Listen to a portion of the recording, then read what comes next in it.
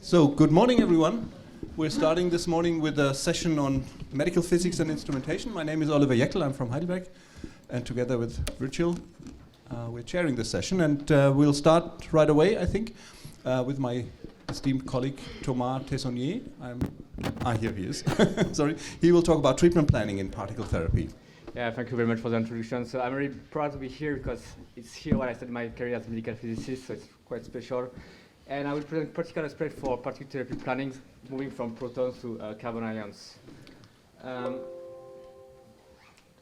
So I know what you're doing in proton therapy planning is what you do currently. You have an auxiliary system, so you're choosing your energy and your spot selections. And basically, what you do for planning, you choose your beam angles, you do inverse planning, and you get for each of your beam your energy and your spot selections for the first beam, for the second beam, and in the end you get your nice dosimetry, your nice plans with a fixed value of 1.1 for protons. And in the end, what you have behind for protons, it's quite easy. In the end, it's just physical inputs. You have your inverse dose distribution, so your depth dose profiles, your lateral profiles in air, your absolute dosimetry to have a correspondence. And everything is nice physics setups with Monte Carlo dose engines, so it's quite, let's say, straightforward. And of course, you have some uncertainties that all of you know for because you're all using protons mostly. So we're being like range or anatomical changes, so SPR conversions, motions, and change in anatomy, which can be tackled with robustness, DECT, IGRT, and so on. And then you have the RBE that you try to mitigate with beam arrangement or dose modification. So that's why instead of, for example, for quite lateralized target, you would go not for only ipsilateral beam, but for 3 beams. But then you want to move to carbon ions because it's nice. You have nice lateral profiles like we saw yesterday. You have better sharp distal fall-off, lateral fall-off. And mainly you have high LT particles with around the Bragg peak, around 100 kV per micrometers, and also at the entrance around 30. This is something that we need to remember. But this high LT might be really interesting, as you know, for treating radio-resistant and hypoxic tumor. So now we go back to this slide from before. We have proton therapy planning. We have this. If we go for carbons, it's quite the same for the delivery and for the planning per conception, but the main chain will be your RBE values here. And because it's not fixed anymore, you have an evolution of your RBE. So this is the main thing that you need to remember. Because it's quite complex in the end to have the RBE. So it's depending on the particles, depending on the dose, of the LT, of the tissue type that you can have. But when you think about it, when you have carbon ions, you just have only carbon ions. You have a full particle mix relation fields behind. So you need to know also what's happening around your path of your beam. And so this was before for proton therapy planning, that's what we are having, and here is quite drastic change. You don't have any more Monte Carlo, it's not only a physics model, and then the RBE play quite a role here. So already, nowadays in most, all TPS right now, we have PBA algorithms, so Pennsylvania algorithm, which are less, let's say, accurate than Monte Carlo for predicting dose, for predicting dose in the tissue, mainly in heterogeneous media.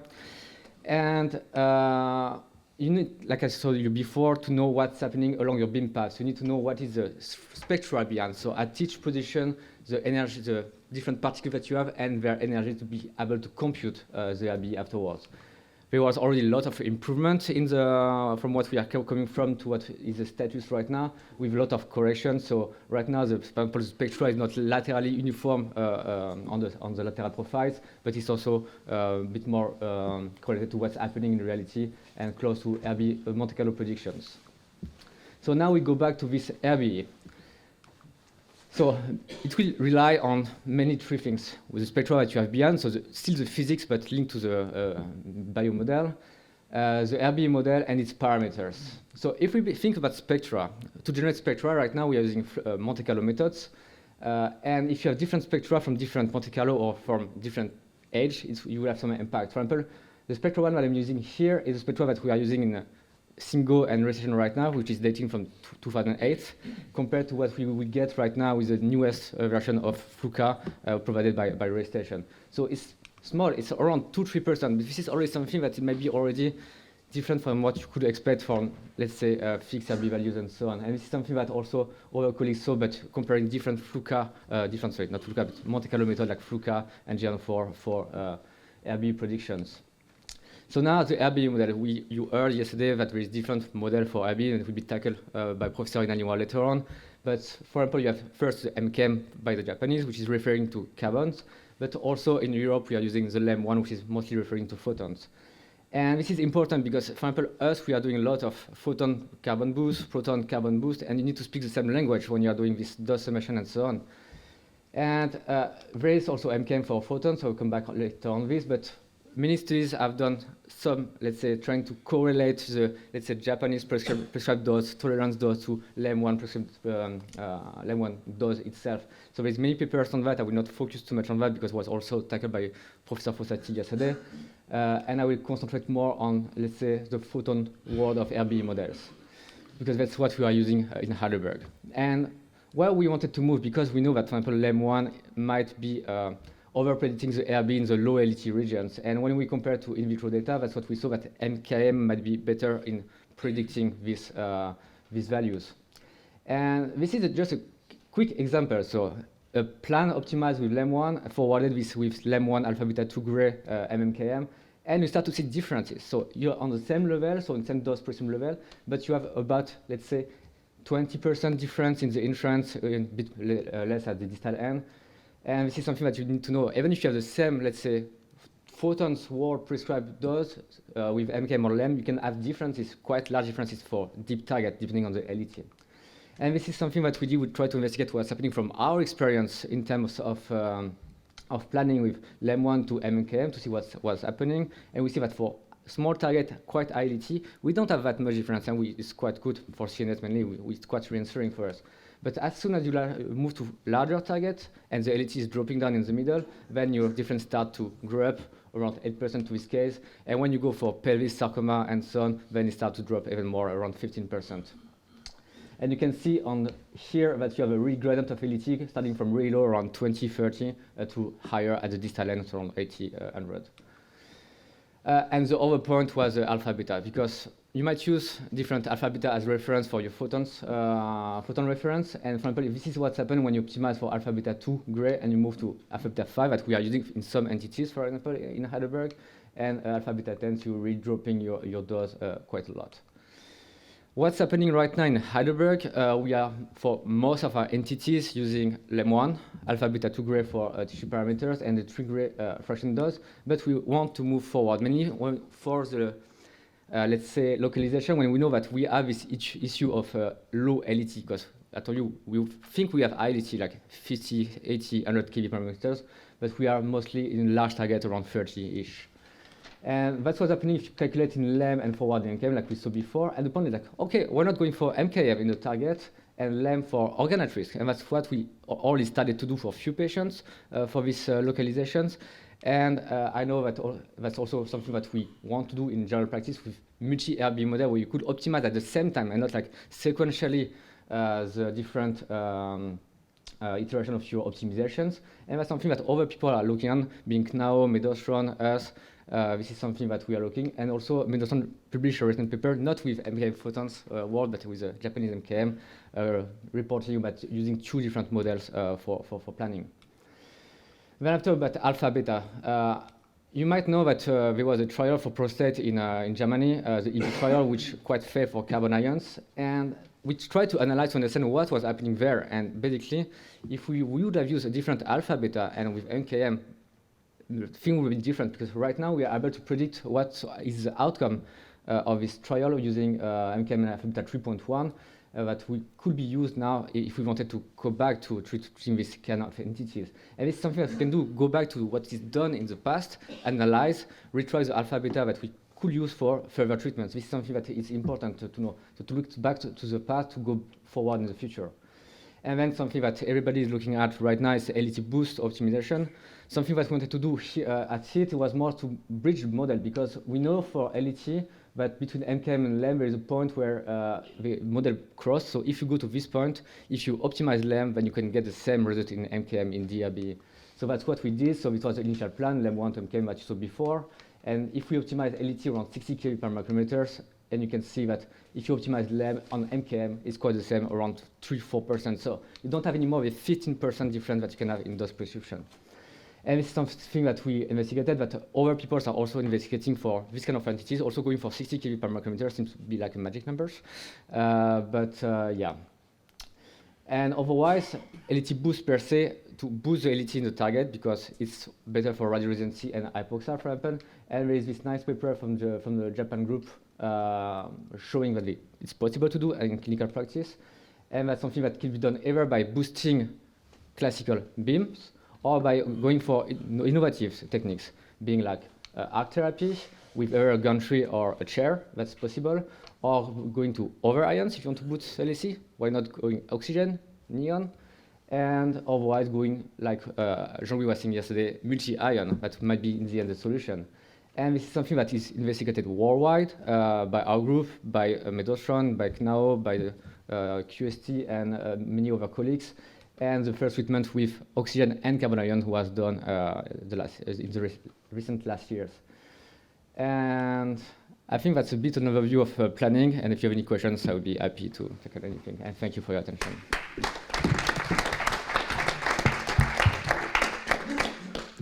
Yeah, thank you very much, Thomas, also for keeping the time and giving us a few more minutes. So I think we have time for a question, yeah? Any questions? Not really? Maybe one question from my side. I mean, I mean, of course, we know each other, but I think one complexity, we already have this difficulty in reporting RVE values with different models. Now, if we start mixing models in one patient, I mean, are you concerned that this is even, let's say, creating more confusion?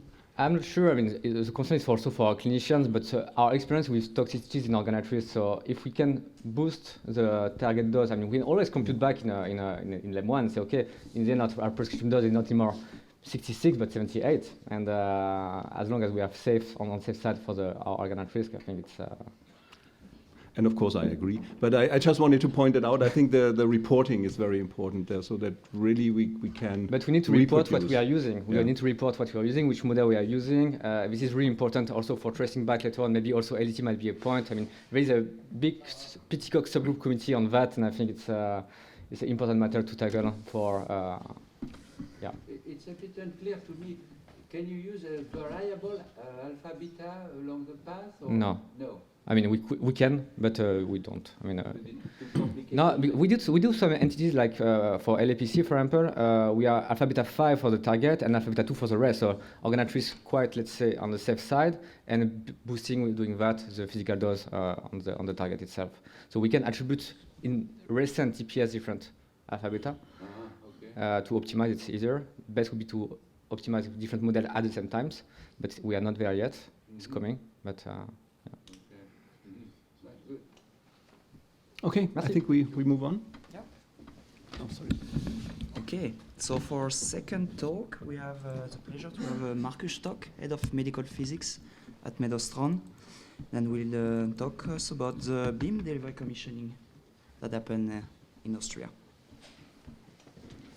Yeah. Good morning, everybody. Thank you very much for the kind invitation. I'm happy to be here and to give the impression of how we did the commissioning of our carbon facility. So just to give you a little bit of insight, of course, some of the slides were prepared by colleagues of mine, but to give you a bit of insight, we started with Protons 2016 because it is a fully it is a fully new developed, at that time it was a fully new developed machine with components attached to it, not only on the beam delivery side, but on the robotics side, the in-room equipment safety system, which were new, and therefore we wanted to start in a safe environment, knowing what protons can do, and started with carbons later, 2019. And I would like to give a focus on what we did in our carbon rooms. Actually, these are these 3 rooms here, while one is the non-clinical research room, where we have protons, carbon ions, and already now helium ions. And in the fixed beam lines, we have protons and carbon ions, and I would like to report on the commissioning there, and especially focus on what is more specific for carbon ions compared to what you may be used to also already doing with protons. So our system is a collection of different CE-certified products by different vendors. So we have a TCS coming from research, connected to Ray Station and Ray Care as our OIS. We have a PPVS in the room. We have a in-room control system which steers the gantry, which steers the nozzle components. They are all CE certified themselves, and they are all linked to our accelerator, which is CE certified by MedAustron. And as such, I think we need to see also how we were going into operation. So usually you would go on the market, see what vendors are out there, you write up your specifications, you go for a tender, and then you buy the system, accept it, commission it, and then go into clinical operation. But we needed to include different steps here. First of all, it was a common development. So we had specific thoughts about our workflows, how to optimize having a carbon facility, but also to get the best of the protons in one sense, but also how to develop the system further from the starting of clinical operation. And at the same time, support the vendors, support our technical staff in the CE labeling of the medical products. So these were additional steps which we needed to take care of. So, of course, you're aware of the ballistic differences of protons and carbon ions, having a sharper penumbra in the same depth, which is maintained to a large extent. You can see this in the nice publication from Weber and Kraft early on, where you see carbons remain sharp, coming from the nozzle, from the vacuum, and if it's penetrating the patient, it also remains pretty sharp in depth compared to protons, of course, depending on the energy. Then we have, of course, the fragmentation tail, and we also need to take care of the high-LD when we talk about specific detectors, when we talk about quenching effects, and that we made sure that this quenching is considered.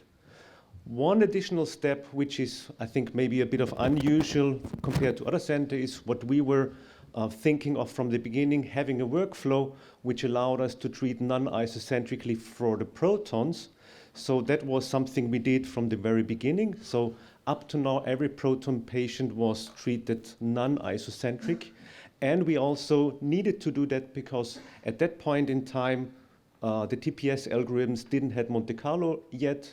The TPS algorithms just had pencil beam dose modeling. That means they had issues if you have a scatterer in the beam line quite up front of the patient, so we couldn't model properly range shifters.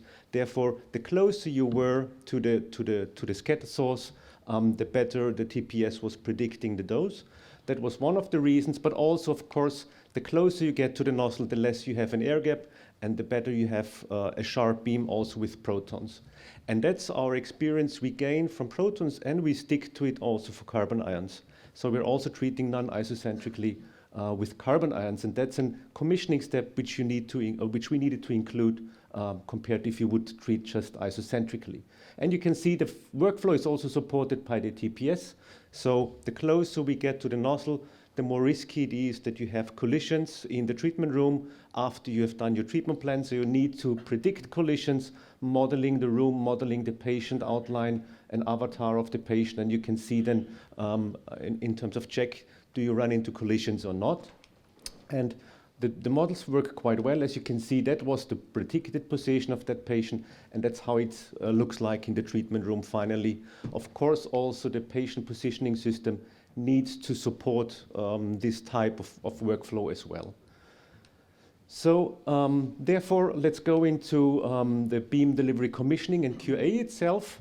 So of course, there is a difference in terms of equipment you use, in terms of equipment you use for commissioning, which needs to be very precise and reproducible, while you use a different type of equipment in the daily QA stuff or weekly QA stuff, which needs to be fast in setup, maybe less precise, but convenient to be used, that you are able to switch quite fast. And therefore, we commissioned already before start of beam delivery commissioning the equipment to know the characteristics, the uncertainty budget of the equipment, that we can better interpret than the baseline data as such. So that is a step which we published, and which I think is the first step you need to do when you have a beam to commission the QA equipment. And just here some examples, some highlights where we had our surprises, and I think Virgil remembers them quite well, in terms of having bought 3 types of plane parallel chambers, and we thought they have similar characteristics. Therefore, we just checked them with X-rays, and we saw different bendings between the plates, the anode and the cathode, and actually the dose response was affected by that up to 19%. So that's why we needed to reject 2 of them in the acceptance, and they were replaced, and even the vendors at that time needed to change their QA procedure of the production. Similar on an end-to-end test phantom, which we developed together with the vendor. Also there we saw some deficiencies by making a CT scan of it, so the phantom needed to be exchanged, having air bubbles in it, which were not, of course, intended, and therefore also the vendor changed the QA procedure, and our phantom was replaced. And there were some other highlights as well, but for the sake of time, I cannot go into full detail. And something else you need to include compared to protons when you're going to carbon ions, because of the Bragg peak being that sharp, you would run into quite long delivery times attaching many energy layers together to scan over the whole volume. Therefore, you need to include ripple filters into your beam path, which spread up the Bragg peak a bit and reduce the number of energies. We were choosing 2 1D ripple filters, which were crossed to get, let's say, a homogeneous dose distribution in the target and a decent spread of the Bragg peak. So that is characterized, it was characterized with Monte Carlo simulation as well, and we developed and certified that our own as an accessory to the accelerator, because it can be attached here in the nozzle, so you could replace it, and that's what we are planning in the future actually, to replace 2 1D ripple filters with 1 2D ripple filter, having different sizes that allows us in the future to be faster in the delivery, choosing, I don't know, a height of the 2D ripple filter of 3 millimeter and 6 millimeter that would speed up the delivery even further, which I think is partly already done in the Shanghai facility. So they started this 2 years ago already.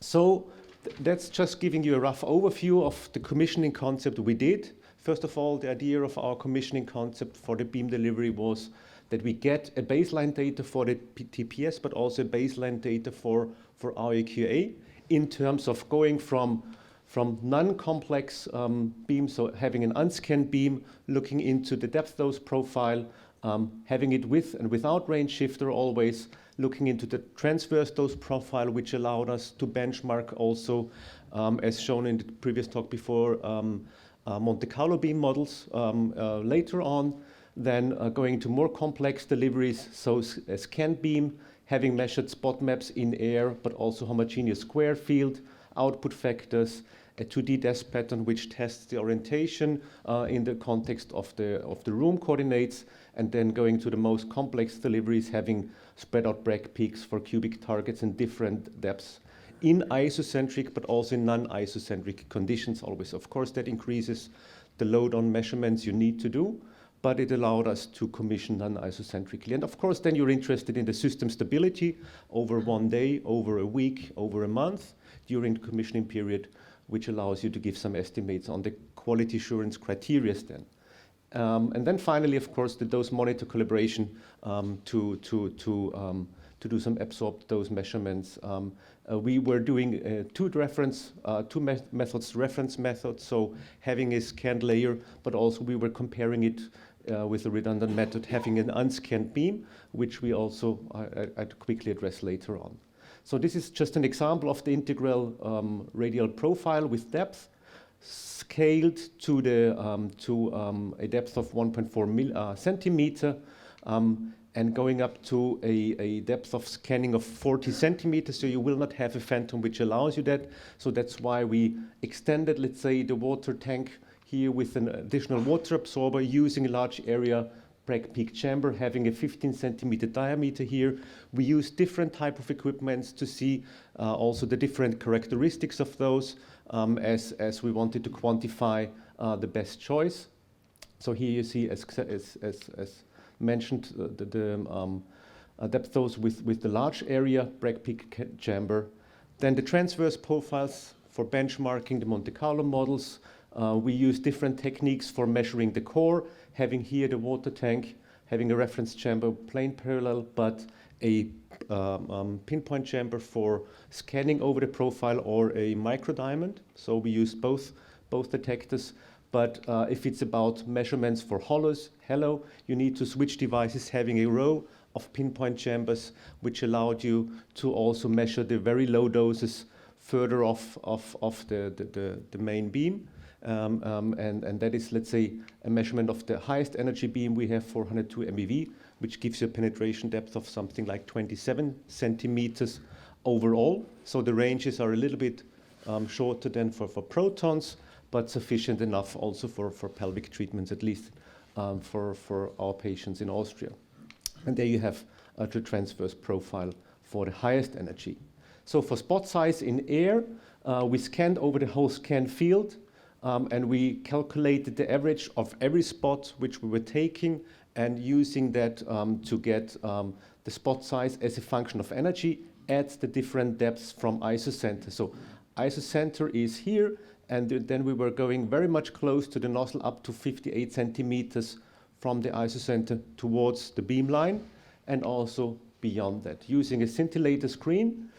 And here you see some of the results. Depending on the energy, of course, we had smaller spot sizes for protons. So our proton spot sizes in isocentric conditions are in full width half maximum, not sigma, in full width half maximum, from 22 millimeters down to something like 6 millimeters, from lowest energy to highest energy. If we are in non-isocentric conditions, it's something like 14 millimeters down to 6 millimeters for protons.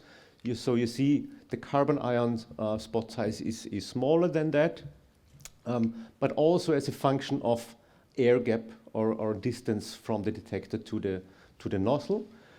So here these three different distances are mentioned. And of course also here just a short picture of the homogeneity, less than 5% if it's a scanned beam. And then also, of course, integrated spread out Bragg peaks and transverse profiles for different depths, larger box sizes, smaller box sizes, which is now the input or the value which we compare in our yearly QA measurements to see if something changed in the beam delivery. Also after the machine is upgraded, so constantly we are doing changes on the machine. So the recent number we have something like 200 changes on the accelerator per year, which of course very unlikely sometimes do affect the beam quality, but some upgrades do, like changing the magnet behavior, going from current-based mode of operation of the magnets to magnetic field measured based regulations of the accelerator of the dipoles.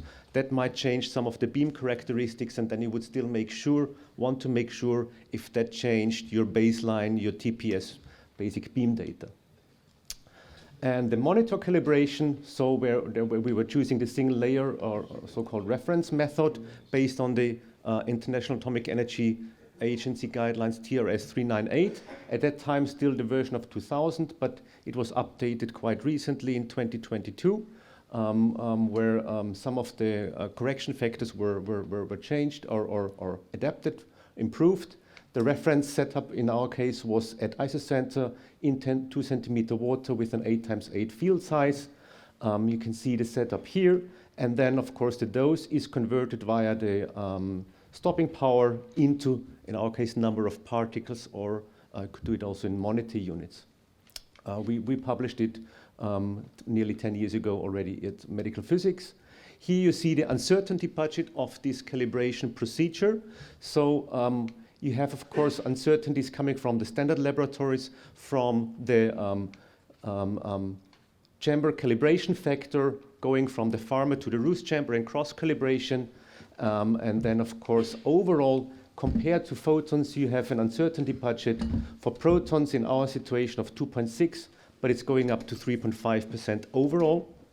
So you have still a higher uncertainties for carbons compared to protons with this calibration procedure. So 3 more slides on quality assurance. Usually the accelerator schedule is quite busy. So that is our standard approach now since more than 2 years. So we have starting medical physics QA in the morning at 6, 1.5 hour QA, starting clinics at 7:30, and then it goes till 10 in the evening. And then Either we take over with patient QA or development during the night, and then we have also development QA or a non-clinical research on the weekend. So it's 24/7 in operation. So beam time is limited, so we needed to optimize, first of all, by optimizing the machine QA, how we use it efficiently, or substitute QA procedures with independent dose calculations for the TPS, which we did since 2021 for protons. So we did use an integrated system where we can measure many parameters with one shot, like range, spot size, precision of the spot, homogeneity, and published on that 2 years ago. And you can look up the criteria which we established, and we moved forward to a more compact setup, the Sphinx Compact, which is more convenient to use and allowed us to be even faster, going down now for 4 beam lines to have it QA'd in 1.5 hours. And we replaced patient-specific QA with independent dose calculation, having the experience of photons where it was seen it gives an additional value compared to a measurement-based QA. So we moved to that 2019 and replaced measurement-based QA by independent dose calculation for protons, having further insight using the whole plan, full 3D patient geometry, and account also for the high gradient regions. And now we're going to carbon ions integrating a Xian-4-based Monte Carlo code into a medical certified software environment, which allows us to do the same within this year for carbon ions. So to summarize, for commissioning, equipment does not necessarily work off the shelf, so you need to accept and commission that, be better careful there.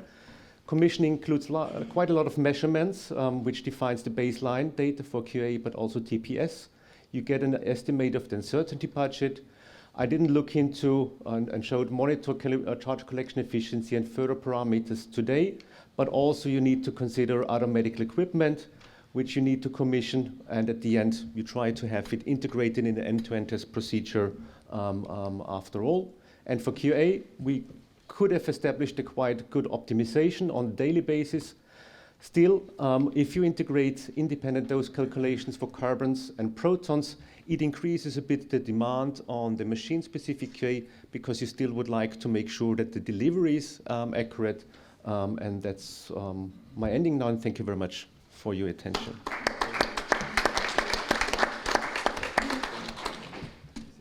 Maybe a quick question from the audience?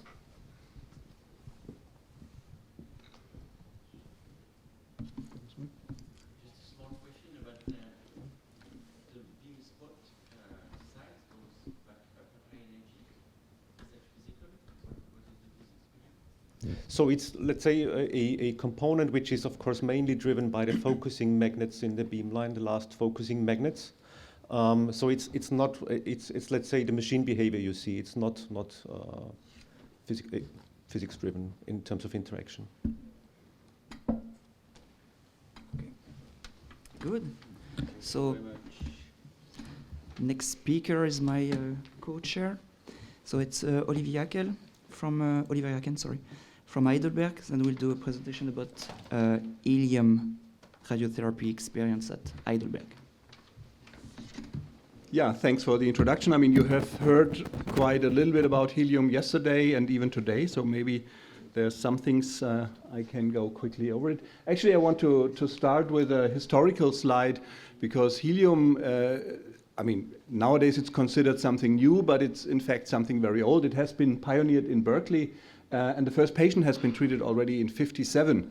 And it's interesting to note that they didn't go for helium because of some fancy physics or biology properties, but basically only because they increased the energy of the old accelerator that you see here. And it was a bit unpractical due to the range, so they choose a heavier particle to reduce the range. So that was the main reason to go for helium at that time. And they've treated overall more than 2,000 patients, and it's not all very simplistic things. It's quite interesting. This is a treatment plan published in the 80s, so it's probably from the late 70s. You see the great quality of the CT at that time, and just imagine, I mean, 50s there was no CT, so they started to treat without a CT. This is from the early CT scanners. It looks a little bit like a Lego model of the patient, so We would definitely not dare to treat a patient with such a CT today. And they dared actually to treat a lesion in the esophagus with 4 fields. Now maybe you start scratching your head and say, how did they do that? I mean, they didn't have a gantry. Well, there's a lot of things that we think are innovations which are not so innovative maybe at some point. They've been using a treatment chair. So they have been rotating that chair, and by doing so they were able to deliver these 4 beams. Of course, I don't know about the reproducibility of the positioning and all that. That's a different question. But nevertheless, they did it, and they really pioneered this type of treatment. You see, they choose a fixed RB of 1.3, and the conclusion was that basically that helium seems to be similar to proton therapy. That's a little bit the philosophy we still have today. We think that helium beams could replace protons in the long term, basically because of the more beneficial physical parameters, but there is an RBE effect that we cannot neglect, and that of course we have to take into account. So the rationale, you've heard that several times, protons in some way really scatter quite a lot. And you should not forget that if you treat with protons, for example, a prostate case, the lateral penumbra is worse than what you would have at a modern LINAC nowadays. So it's really a lot of scattering if you go to depths like 18, 20 centimeters. Yeah? And that is significantly improved with helium. Of course, not quite as good as carbon, but very similar. You've seen that several times. This is just adding in the entrance region. That's what you've seen, and that's in 20 centimeters depth. If you look at that logo, you maintain some of the sharpness if you go for helium beams. There's a lot of planning studies. I'm not looking into that, but you see the reduction of the dose in the entrance region and, of course, in the lateral penumbra. That's why we want to use it. There's also this argument we have sharper Bragg peaks. We have also, and that's what I want to point out, a very small tail, so significantly smaller than with carbon ions, so there's very few fragments and a very tiny tail. I should, at that point, maybe also add, if you look in the literature, there's not just helium-4, there's also helium-3, which is also being considered by some companies because you can achieve somewhat higher ranges if you use a proton machine to accelerate helium-3. A little bit worse scattering, but there are some differences which may be important at some point. We have been looking into the neutron component from Monte Carlo simulations. It seems that as compared to protons, it's about the same number of protons, but there's less neutrons, less no energy neutrons, so which are important for the dose to the patient, and there's more high energy neutrons, which have a potential really to lower the neutron dose as compared to protons. But we are not so sure about that. We have a research project ongoing, and we want to look into that. And maybe another important reason is that you can potentially use definitely a cyclotron, so you don't need to go to a synchrotron. So helium therapy would be much more affordable in a way as compared to carbon ions. So this is the big IBA cyclotron, and Yves told me I think 2 years ago, that he has even some ideas that you could use that cyclotron, the existing cyclotron, for helium beams with a somewhat lower energy, of course, I guess, right? But no, he's okay. That's something to discuss maybe in the round table. But it would be much more affordable. You've seen our facility several times, so I don't need to go into that. You heard that we have like a little more than 15 years experience now. We are getting close to 10,000 patients that we treated. And we are actually routinely using now proton, helium, and carbon ions for therapy, and oxygen already for research purposes. A few words about the installation of the source. That happened already more than 10 years ago, end of 2012. We added this third source here in our ion source room. So between these two sources, we added a third one. We prolonged that branch here. And already by the end of 2013, we had the first scanned beam, extracted, and also the first scan beam delivered on a radiographic film that was actually close to Christmas 2013, and it says Merry Christmas in German, just to show that we can do scanning, and it's actually the world's first scanned helium beam. So that also means that we by now have something like 10 years experience. We have been using helium routinely for research purposes now for more than 10 years. So there's quite some experience in the physics, in the characterization of the beams, and also in the radiobiology. So it's not that we are starting from scratch. When you think about the clinical implementation, of course, there's a lot of things you need, and one important ingredient was the planning system. And we were able to discuss and convince research labs that they actually provide us with a helium beam model for treatment planning, because we had to rely on a commercial system. That was in 2020 already. And then, of course, the question is for the medical physicists, we had to commission that TPS along our rules, which was quite some work. And we need also to commission some additional components, like we had to interface that to the treatment control system from Siemens, where we had to add additional software, which was not trivial because the Siemens system was very much integrated. And if you take out the planning system and you add a new external planning system, there was quite some interfacing and quite some also safety concerns that we had to look at.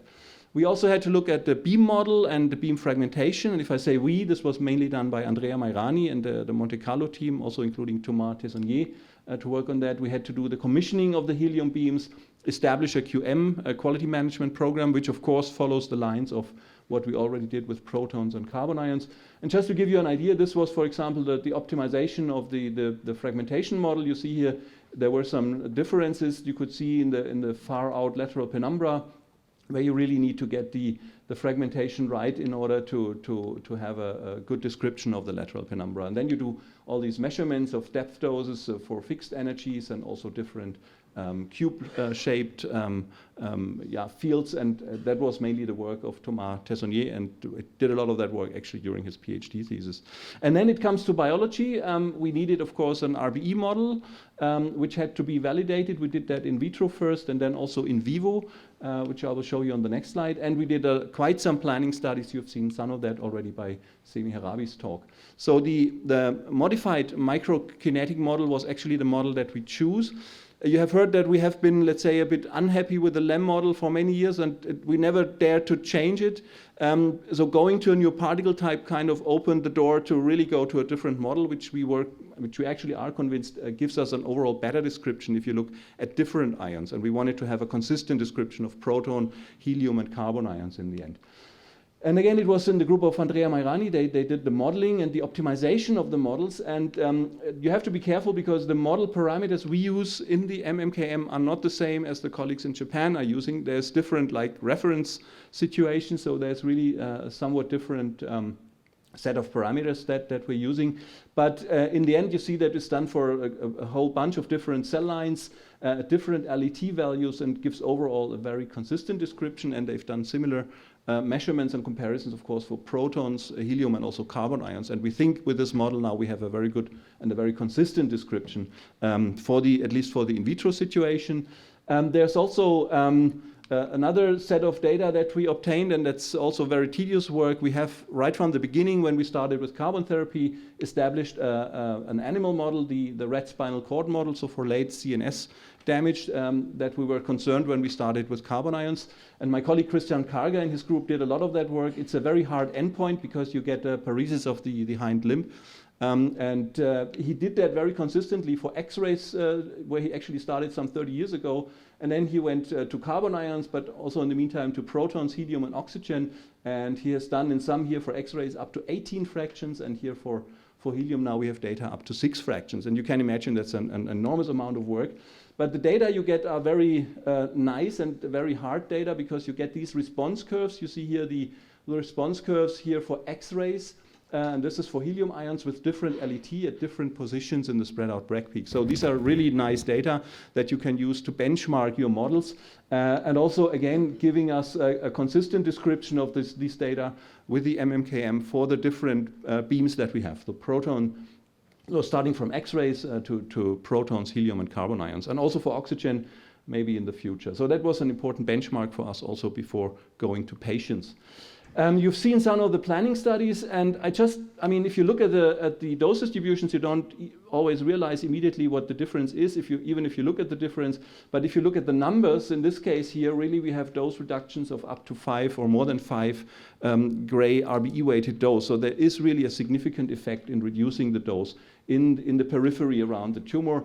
And again, there's a couple of planning studies. I'm not going into that here in detail, but that's really the reason why we think we have to, or we can move to helium ions for many patients where dose sparing of normal structures is of utmost importance. This was actually the first patient, and that was a compassionate use that we did already in 21. It was actually a patient that had received prior radiation therapy with carbon ions in this region here. This was the primary region that has been treated. And this was a recurrent tumor that this patient here was a 30-year-old patient that received another course of 20 fractions with 2 gray RBE-weighted dose of helium ions. And that was the reason why, because due to that recurrency, we wanted to spare that region as much as possible. And that was, like, as I said, a compassionate use where we wanted to demonstrate that we have everything in place to use helium beams. Now, this is the follow-up of this specific patient. I think you have seen it, but it's very nice to see really the change and the response, the partial response at 6 weeks already, and at 5 months even better, and at 1 year you basically see a complete remission which remains stable over time.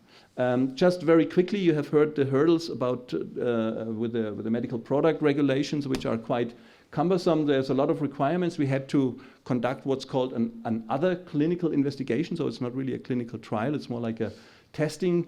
We had to submit these 49 documents, all kind of things, a lot of work for the whole team to the Institute for Drugs and Medical Devices, the BfArM in Germany. We needed an IRB vote from our ethics committee.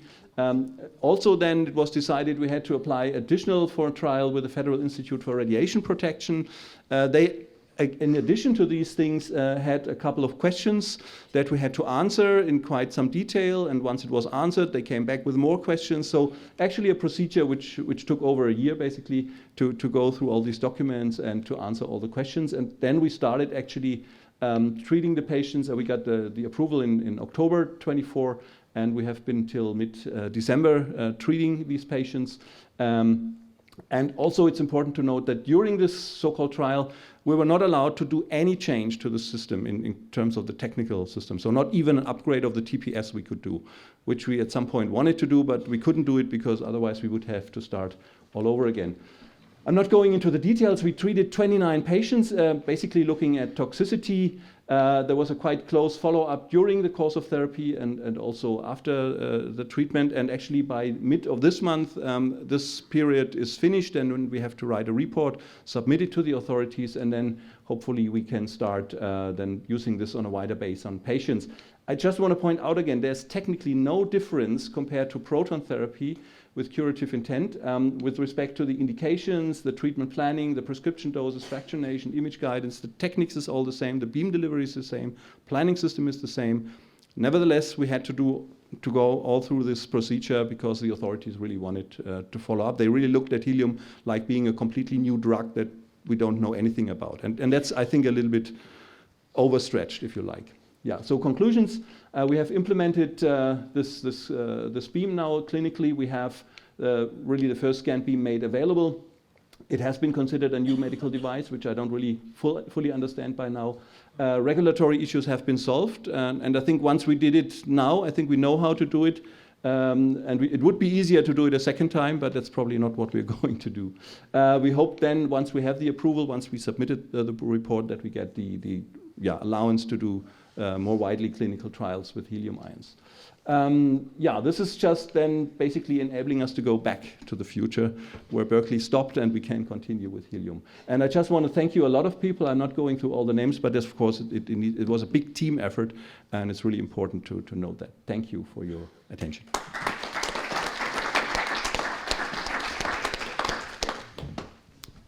Any questions? Okay. Okay. Yes. Don't forget, we also have the discussion round.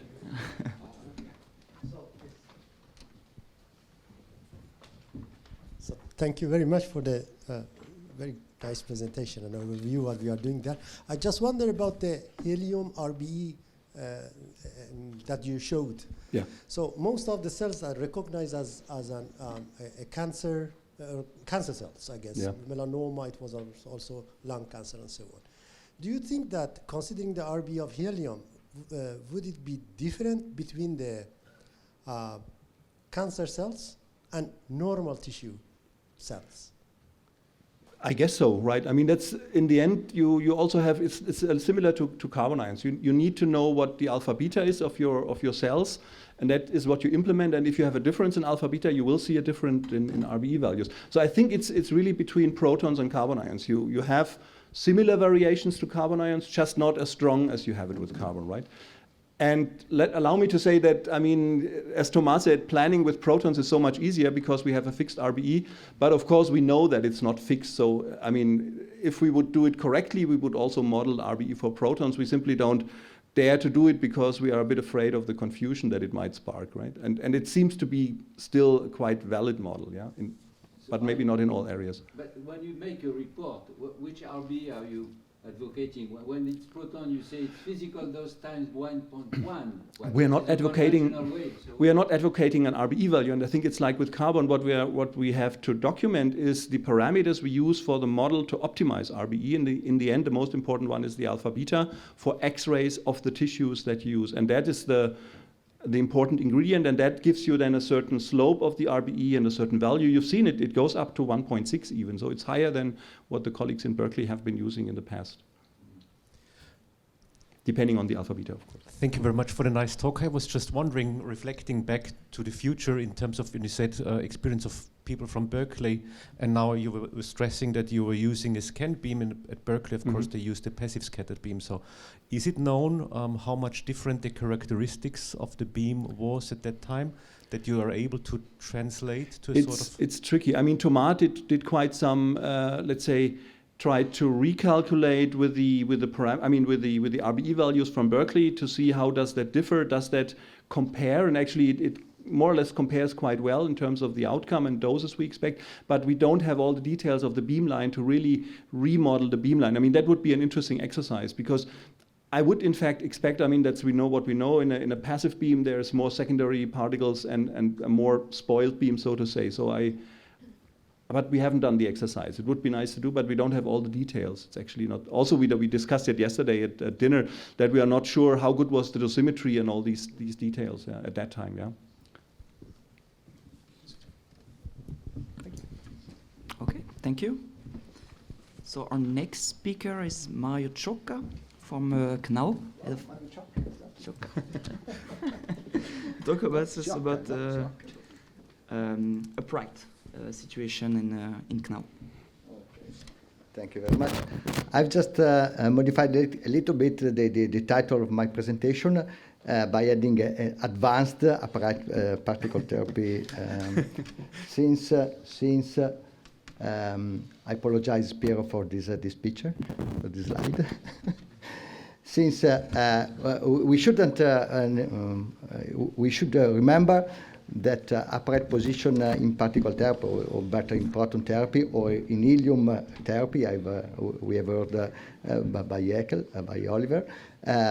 Thousands of patients have been treated so far for eye melanoma. For example, like now we are using the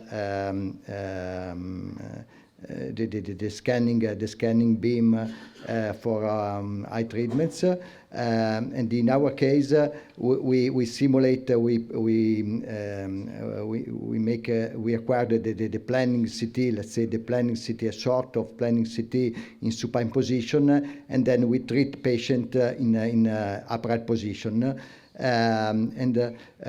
Of course, the accuracy and the reproducibility is quite good, and it has been demonstrated that the change in gravity direction induce no changes in the tumor shape, in the position of the tumor. So we can really simulate patient in a position and treat in a different position. This is of course not true for other clinical scenarios. The interest, so let's move to advanced, let's say advanced upright positioning. The interest into advanced upright positioning is increasing worldwide, and an example of that, if the Uplift Consortium, which was established last year, in October last year, it's a European consortium funded by the European Union, recruiting 19 research candidates, PhD candidates, all around Europe. And the aim of this consortium, which is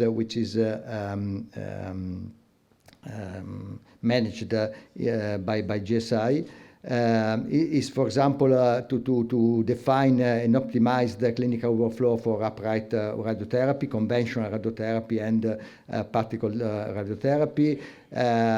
You can see also, for example, advanced upright MRI and PET imaging, advanced treatment planning, deformable image registration, motion mitigation in upright position, heart therapy, of course, patient immobilization, QA, phantoms, and so on. Why advanced upright positioning at CNAO? Why did you choose? Did we choose to invest money to implement upright positioning in one of our existing treatment rooms? Since you know that we have only fixed beam lines, 3 treatment rooms, apart of the experimental room, so only fixed beam lines. Therefore, for protons and carbon ions. So we are going to install the system, including the chair and advanced state-of-the-art chair, and a vertical CT scanner, since, of course, the situation is completely different from eye melanoma, where we can scan the patient in supine position and treat in the upright position. So for abdomen or whatever, it's really mandatory to acquire CT scan, planar CT scan in the position, in the same position in the upright position for the treatment. We are going to also to install it now a commercial machine with the gantry, but the new machine will only deliver protons. So the problem in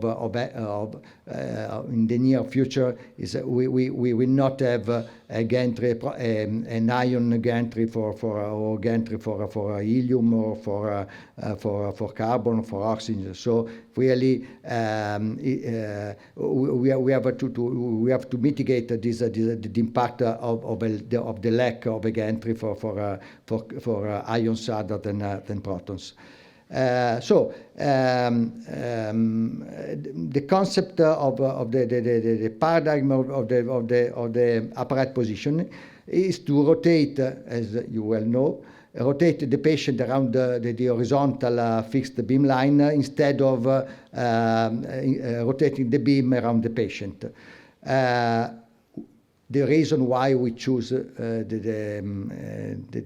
advanced upright positioning is, of course, the upright position is much cheaper than a gantry, is much more compact, and less complex in terms of technology and so on. So what can we expect from upright position? We are going to install within this year. So we have not yet acquired any direct experience other than for eye melanoma patients. So what can we expect? There are already papers showing in different anatomical scenarios the benefits of upright position. Let's start from TPS.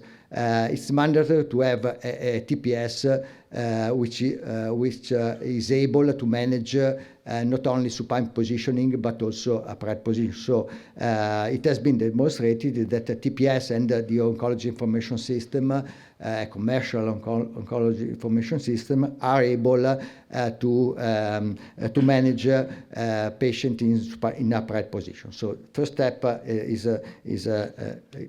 should be done.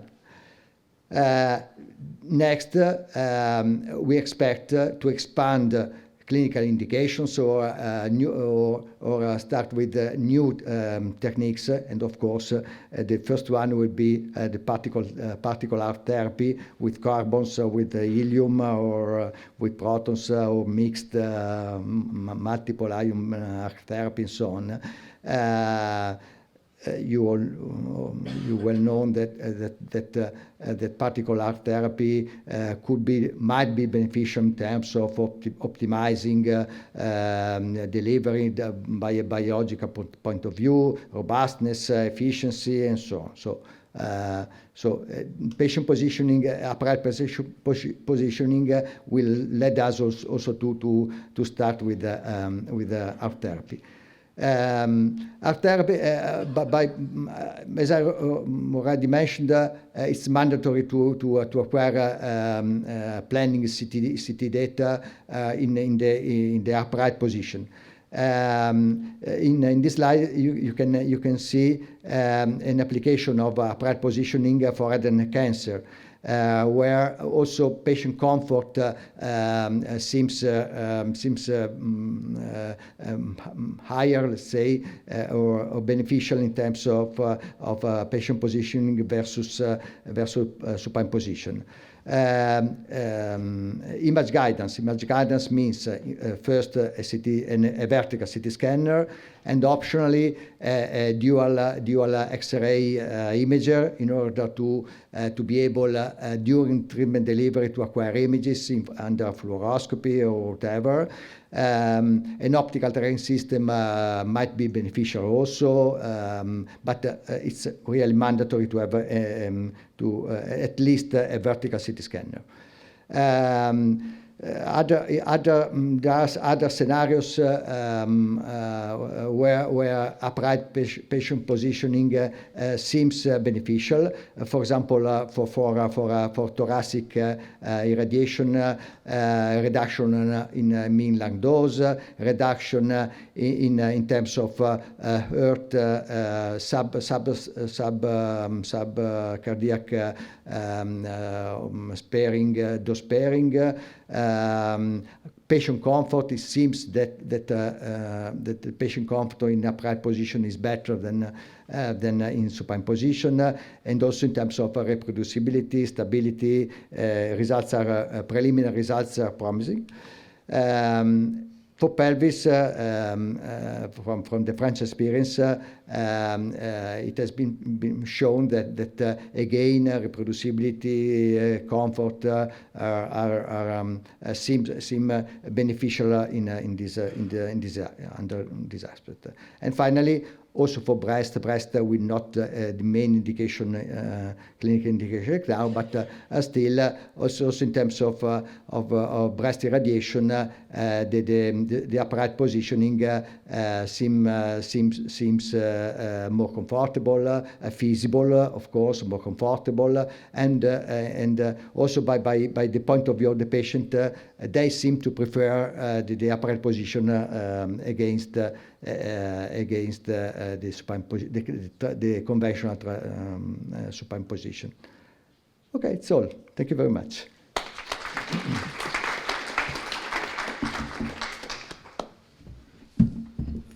Thank you very much, Mario. That was very quick, so I think we have time for one or two questions. Yeah, please. Thank you for your presentation. I have a couple of questions. The system you are going to install is a commercial upright patient system, or is it not? No, it's a commercial one. And you Commercial, but I have no conflicts of interest. No. You also mentioned that it's cheaper to treat upright and also more comfortable. I have a very basic question, is that the whole workflow is different? The imaging acquisition, even the staff? Absolutely. So I'm wondering, okay, maybe it might be cheaper. No, it's cheaper than the gantry. It's cheaper against the gantry, not cheaper in absolute. It's not cheaper. The commercial solution worldwide, there are two commercial solutions as far as I know. They are not cheaper.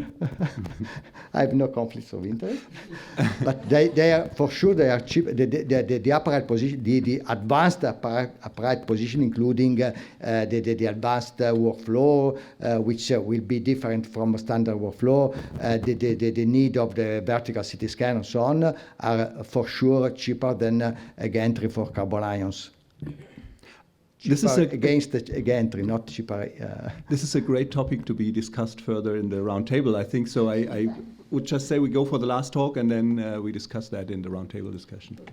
Thank you, Mario. Yeah, now I am inviting the last speaker, which is Taku Inaniwa from QST, talking about biological models in carbon ion radiotherapy. Please, Taku.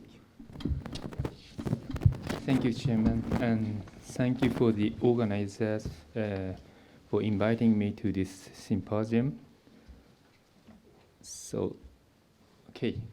So today I'll talk about the biological model in carbon ion radiotherapy.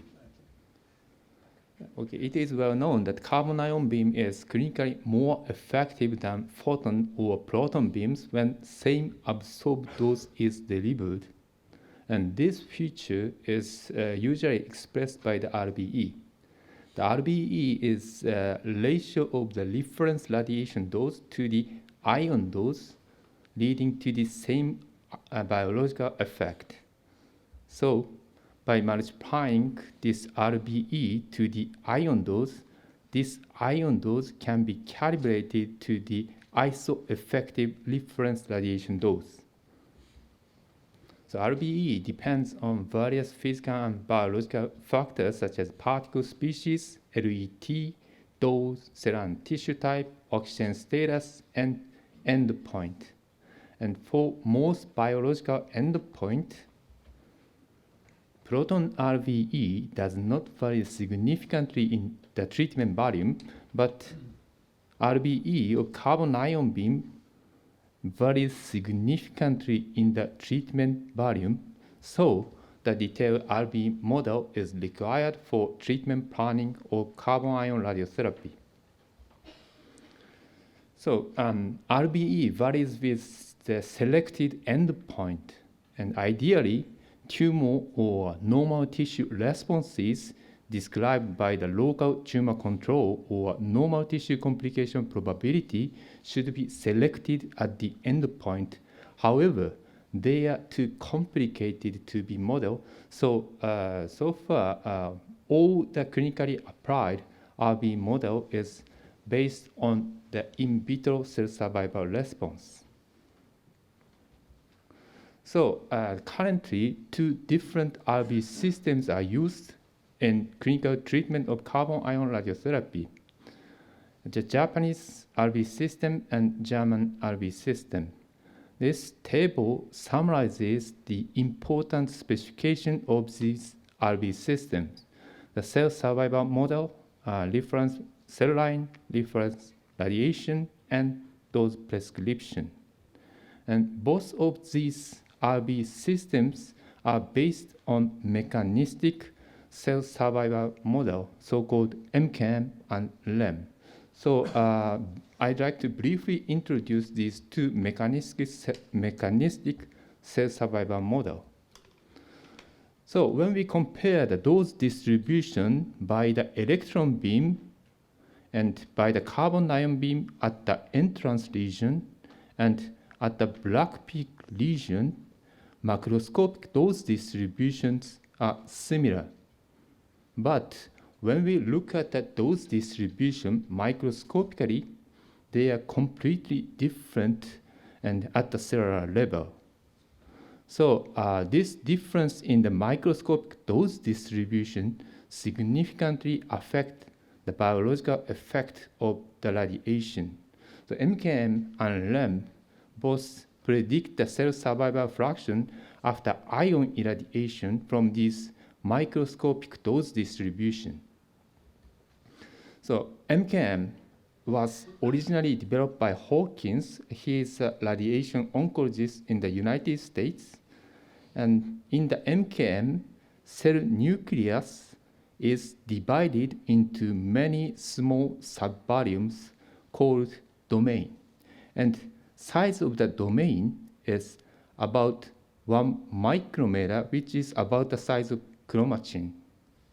So when the cells are exposed to ion beam, this ion beam produces lethal and sublethal lesions in the domain.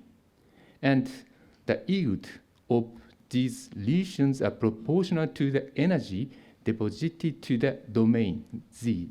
This is called specific energy and described by Z. Then by considering the time evolution of these lesions, the cell survival fraction is predicted as the probability that there is no domains containing the lethal lesions in the cell nucleus. And the cell survival fraction after ion irradiation can be described by this equation based on the MKM. And in this equation, alpha 0 and beta are the cell line specific photon parameters describing the biological characteristics of the cell.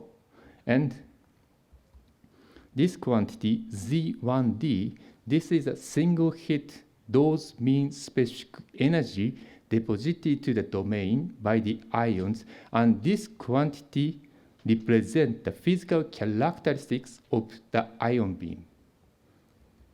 So local effect model is another mechanistic cell survival model developed by Michael Schultz and GSI. In contrast to photon radiation, the high LET ion beam delivered significant heterogeneous dose distribution, microscopic dose distribution. But when we look at this microscopic dose distribution, more and more small scale, like nanometer scale, they are homogeneous even at the center of the track. Here, the basic assumptions are made. Biological damage is determined by this local dose. And there is no quantitative differences between the photon and ion damages generated by this local dose. Then the increased effectiveness of the ion radiation can be described by the photon dose effect and microscopic dose distribution under an assumption that local effect by the photon is equivalent to the local effect by the ions. And we can predict the cell survival fraction after ion irradiation. So in the local effect model, the biological characteristics of the cell is described by this photon dose effect, and physical characteristics of the ion beam is described by these ion track structures. So there are a lot of similarities between the MKM and LEM. For instance, cell nucleus is divided into many independent subvolumes. And those response of the subvolume is independent on the radiation type. And cell response is given by the sum of the lethal lesions in all subvolumes. But the size of the subvolume is different, and the approach to deal with the stochastic nature of the energy deposited to the subvolume is also different. Even though if the endpoint the same, both RV model, mechanistic cell survival model, provide a good description for different set of survival data. For instance, this figure shows the 10% survival dose of the HSG cells exposed to helium, carbon, and neon ion beams at various LETs. As shown in the figure, both the MKM and LEM reasonably reproduced the measured D10 values. Even a small discrepancy was observed at the low LET region for the LEM. Okay, so two mechanistic cell survival model, MKM and LEM, are quantitatively similar between the Japanese and German RV system. But clinical implementation method of this mechanistic model is completely different between these RV systems. In the Japanese RV system, the survival of HSG cells was selected as the endpoint, and the carbon ion beam at the center of SOBP was selected as the reference radiation. Then the RB-weighted biological dose distribution was calculated based on the MKM, and this biological dose distribution was scaled to the clinical dose distribution to harmonize with the clinical experiences with carbon ion radiotherapy with passive scattering method. In the Japanese system, prescribed doses have been optimized through dose escalation clinical studies for each tumor site and for each fractionation schedule. On the other hand, in the German system, survival of hypothetical cells with site-specific alpha-beta ratio was selected as the endpoint. And photon radiation was selected as a reference radiation. Then the clinical dose distribution was directly calculated based on the REM. And in the German system, photon experience-based prescribed doses have been used in clinical practice. So both RB systems have been validated and have been successfully used in clinical treatment of carbon ion radiotherapy. But here I have to mention that Japanese and German RB systems gives different clinical RBE values for a same absorbed dose. So special care must be paid when we compare the clinical outcomes obtained from the Japanese center and European centers. So as I introduced, two RB systems have been validated and have been successfully used clinical treatment of carbon ion radiotherapy, but both of these RB systems are based on mechanistic cell survival data. So in other words, both of these models use just sole endpoint among various possible aspects. And for instance, among radiobiological 5 hours, only the radiosensitivity has been considered in the RB model. And effects of other aspects have been considered indirectly as a prescribed dose level optimized for each tumor and each fractionation schedule. So recently, we investigated the effect of radiobiological 5 hours of carbon ion radiotherapy using the clinical TCP data of non-small cell lung cancer case treated by 18, 9, 4, and single fractionation schedules. So with the 2R model, including the radiosensitivity and repopulation, and this 2R model cannot reproduce the clinical TCP data, especially for the single fractionation protocol. Right? So we integrated additionally the repair effect, and this 3R model is still insufficient to reproduce the clinical data. So finally, we integrated all 5 hours, including redistribution and reoxygenation. In that case, this 5R model beautifully reproduced the clinical TCP data for all fractionation schedules. So this research indicates that all 5 hours affect the clinical outcome of carbon ion radiotherapy. In addition, this result implies that the intratumoral radiosensitivity heterogeneity caused by a tumor microenvironment affect the clinical effectiveness also in carbon ion radiotherapy.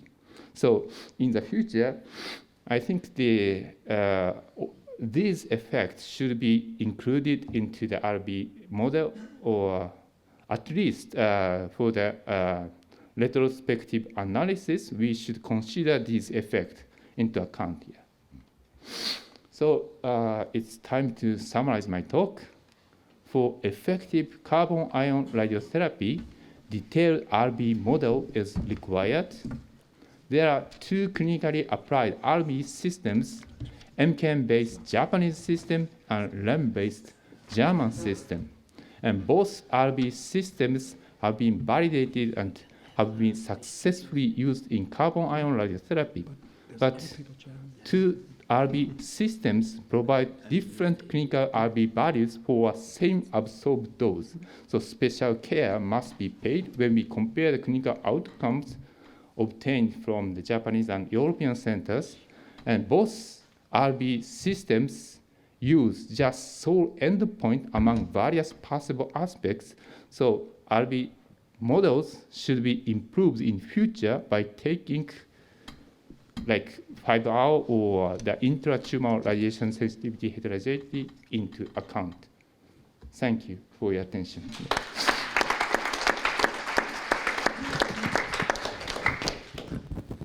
Yeah, thank you very much for that nice introduction to the models. Do we have questions, immediate questions? Yeah, Juliana.